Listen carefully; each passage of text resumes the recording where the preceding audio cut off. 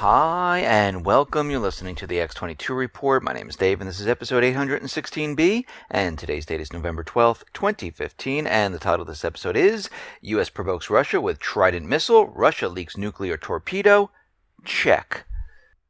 Now, before I get started, I just have an announcement to make. Tomorrow, Friday, I'll be uploading an interview with Jeff Nielsen.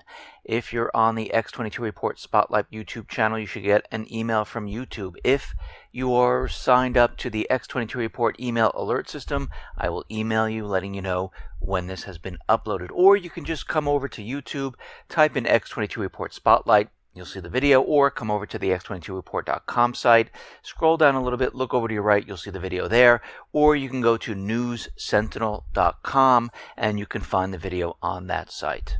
Let's get into the economic collapse, political and geopolitical news. Let's talk about Obamacare. Now, during a congressional hearing, Dr. Mandy Cohen of the Centers of Medicare and Medicaid Services explained right now that almost 700,000 Americans have lost their health coverage because why? Those co-ops went out of business. So instead of people getting affordable health insurance, people are now losing their health insurance.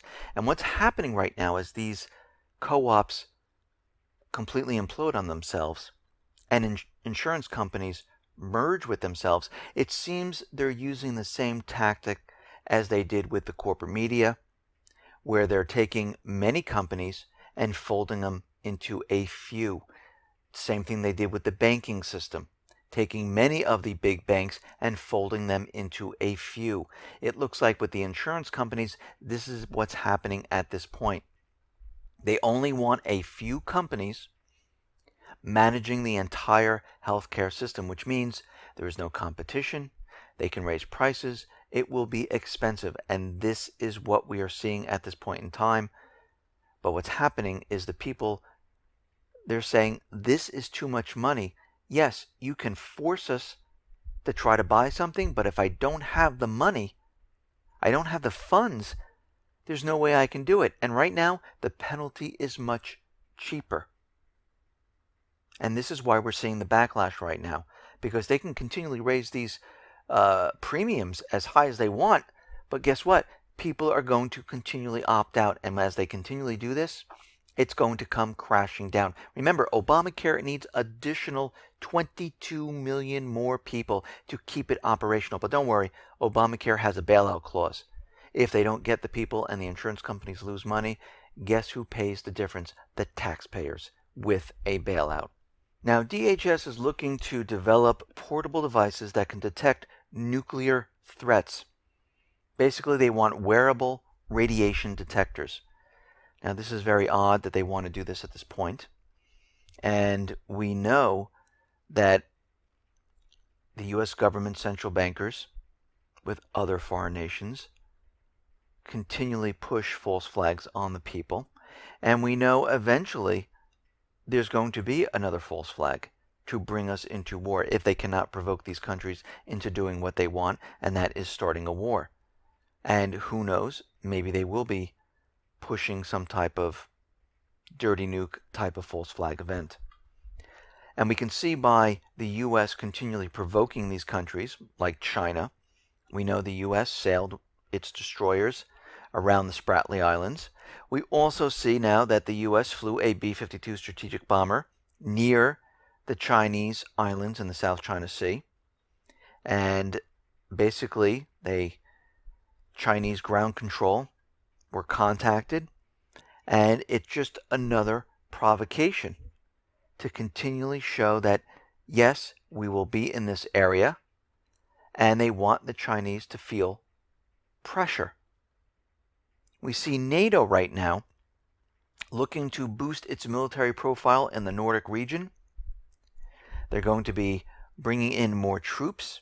They're going to be bringing in more military assets to Sweden and Finland. We know Finland is purchasing missiles from the United States, and all this is because of Russian aggression, which really doesn't exist whatsoever. This is the illusion that they're using. Now, Russia did something very, very interesting, and it was done on purpose. A major Russian TV channel aired a report about Putin meeting with his top military commanders, and by accident, They took footage of a nuclear submarine and a nuclear torpedo. Now, this was done on purpose. The U.S. fired a Trident 2 missile during the early hours of the evening so everyone can see it, especially China and Russia, to let them know that, yes, we have nuclear weapons. They can hit your countries, and just understand we will use them. Russia turned around and said, okay, you have your missile shield. We already have weapons that can get past that.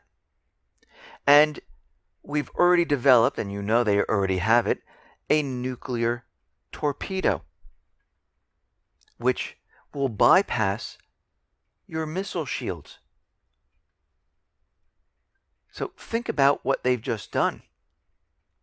They basically told the United States that they can get through their defensive systems with ease and don't threaten us. And we can see the provoking is continuing. The United States provokes with a missile launch, Russia then counters. And this will continue on until basically something occurs, an event. Now, it doesn't mean that Russia's going to do something. The United States would love them to do something. This way they can say the war has started. But they want to provoke this and play this up as much as they possibly can to build the idea that Russia is the aggressor. And this is what they're doing at this point. Because, remember, they don't care if these countries do something. If they don't, they will do it on their own. Now, we know the United States government central bankers are trying to push the authorization for war. And we know they've tried everything. And we know the Obama administration is in Syria without authorization whatsoever. He's just off on his own. And right now, the authorization for war is a non-starter. And they can't go into any of the other countries because they don't have authorization to do this. Actually, they don't have authorization to be in Syria. They just went ahead and did it. And they stayed there for over a year. At this point, the U.S. government is ready to push a major event to get this war started. And they don't care how they're going to do it. They will do it. Now, Russia is calling on the United States to help out with an investigation with the Islamic State. They want to find out where the funding is coming from, who's supporting them, what companies, what individuals, financially, what governments are supporting them, so we can track down those who are supporting terrorists, because they're saying to the U.S., your Treasury Department continually reports that they're making this much from oil. You must have a lot of information. And what they're doing is they're putting the U.S. in a corner once again. Because, first of all, the U.S. is not going to work with Russia to find out who's paying off the Islamic State, because it's always going to point back to the CIA and to the United States and the Obama administration. So they're not going to let that happen. Of course, it's going to point back to Israel, UK, and other nations. And you know they're not going to agree with this whatsoever. Now, yesterday I mentioned that the U.S. wanted to get into Egypt to help out with the investigation, and I mentioned it's because it's a U.S. plane, but it's not a U.S. plane. The parts of it, like the engines, are manufactured and they're U.S. The plane itself is an A320, which is a European plane. So I just want to make that clarification. I did put the correction on the video. But the U.S. wants to get in there to help out. They want to bring in, most likely, the FBI, CIA, all the agencies to basically help out with what is going on there. And right now, they're saying that the U.S. will only answer technical questions about the Russian jet crash. That is far as they can go at this point. And they're not going to be doing the total investigation. But you know what happens? They will weasel their way in further and further to prove that the Islamic State did bomb this airline. Now, we have to think about this. At the same time this was all happening, the United States and Israel were having military drills a couple miles away. It wasn't that far. And it's just very odd that the U.S. had a satellite right above this area that detects infrared heat signatures. At the same time, the Russian jet was flying over this area where it crashed.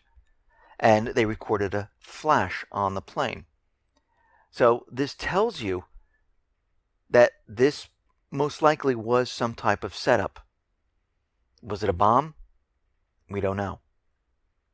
Was it something that was set to go wrong on the plane on purpose? We don't know yet either. So far, the investigation does not show any bomb residue, but they're still not finished with the investigation. But as we know, whenever the U.S. has any type of drill, it seems like there's always a disaster associated with it, a false flag associated with it.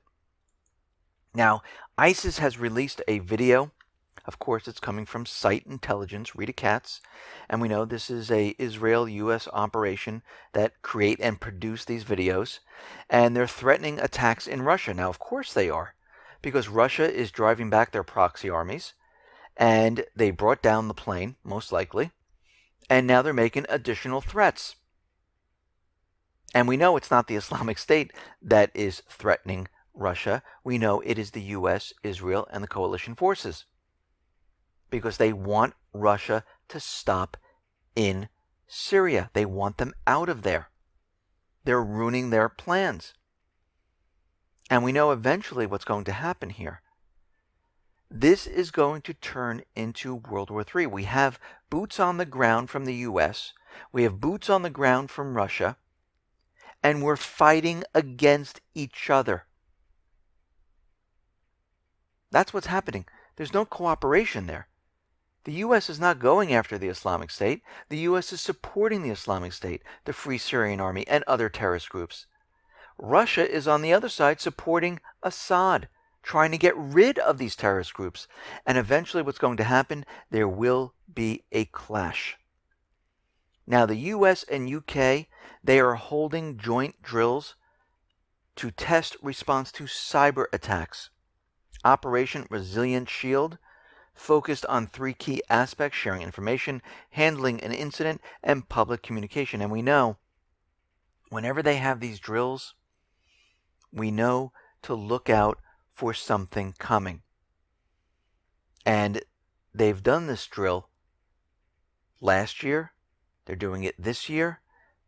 And we know eventually what's going to happen is that there will be an event that follows this drill. And this is something that we need to watch. Because as we know, the U.S. government, central bankers, are going to create a horrific event. And when I say this, I mean this is going to put 9/11 to shame, where it's not even going to look like anything. Now, 9/11 was horrific. People died. And this was an inside job. Of course, there was foreign governments helping, like Israel. And they did this on purpose. And this whole thing right now, when we look at everything, is going to happen once again. And right now, the U.S. government is losing control in the Middle East.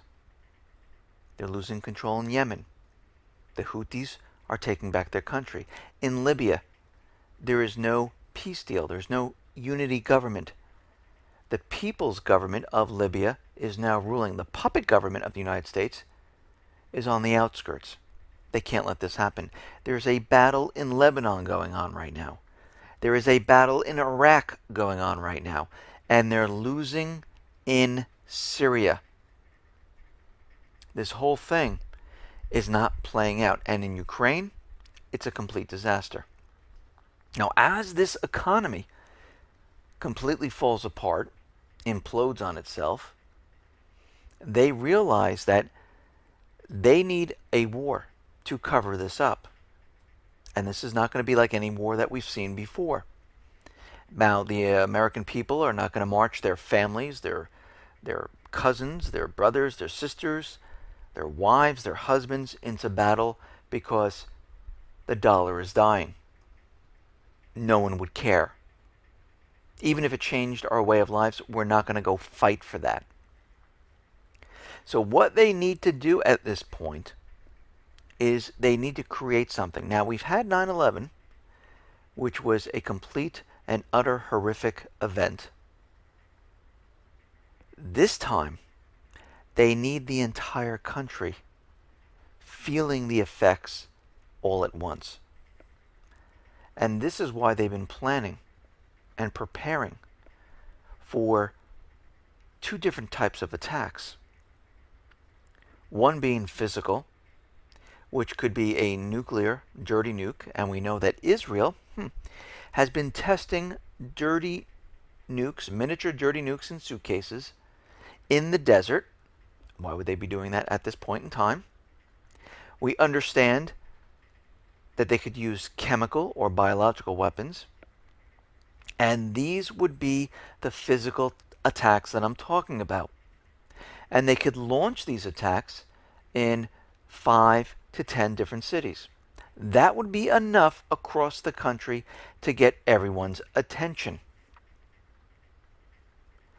You would feel the physical attack, the fear factor would be off the scale, and an hour later or so, they'll tell you who has done these attacks. Now, of course, we know this is a complete setup. We know that this is an inside job, but they want you to believe that this is coming from someplace else. Now, once they have the physical attacks, they need a way to explain how the financial system has not recovered, how it's declining at this point. And they will follow up these attacks with a cyber attack, with malware already implanted in a lot of the financial systems.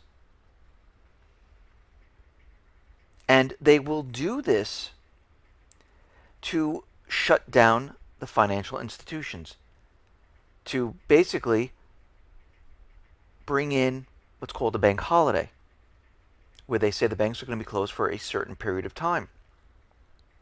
Once they have the bank holiday and convince the people we are being attacked on all fronts,